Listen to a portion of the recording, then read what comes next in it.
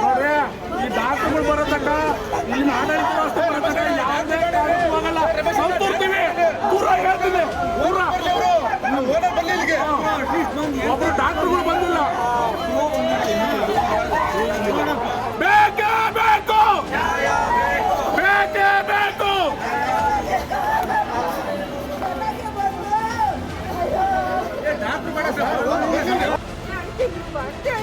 ಹಾಕಿ ನಡ್ತಾ ಇದ್ರು. ಯಾಕೆ ಮಾಡ್ರಿ ತಂದೆ ಏನೂ ಆಗಿಲ್ಲ, ಚೆನ್ನಾಗಲ್ಲ ಈ ಸಿಗಿಸ್ಬಿಡ್ತಾರೆ ಅಂದ್ರು. ಯಾವ್ದು ಕೇಳಿ ನಮ್ಮ ಹುಡುಗಿ ಹೇಳ್ತಿ ಬೇರೆ ಕಡೆ ಕರ್ಕೊಂಡು ಹೋಗ್ತೀವಿ ಅರ್ಧ ಗಂಟೆ ಮಾಡ್ಕೊತೀವಿ ಕಣಮ್ಮ. ಏನಿಲ್ಲ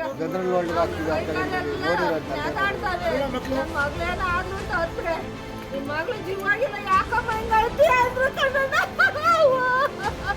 ನಿನ್ ಮಗಳು ಜೀವಾಗಿಲ್ಲ ಯಾಕೆ ಬಿಡ್ಕೊತೀಯ ಅಂತ ಕೇಳ್ತಾರೆ. ಬರುವಾಗ ಚೆನ್ನಾಗೆ ನನ್ನಿಟ್ಟು ನಡ್ಕೊಂಡ್ಬಂದು ಫೋನ್ ಮಾಡಿಲ್ಲ ಅಮ್ಮ ಅಡ್ಮಿಟ್ ಆಗುತ್ತಾ ಕಣಮ್ಮ ಅಂದ್ಲು. ಅಡ್ಮಿಟ್ ಆಗವ ಒಳ್ಳೆ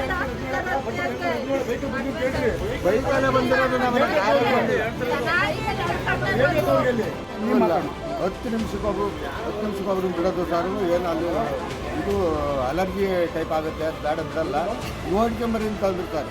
ನಾನು 7:15 ಸರ್ ನೋಡ್ಕೊಂಡು ಹೋಗಿ ಗಂಜಿ ಕಾಸ್ಕೊಂಬರಕ್ಕೆ ಹೋಯ್ತು ಸರ್ ಅಷ್ಟೇ.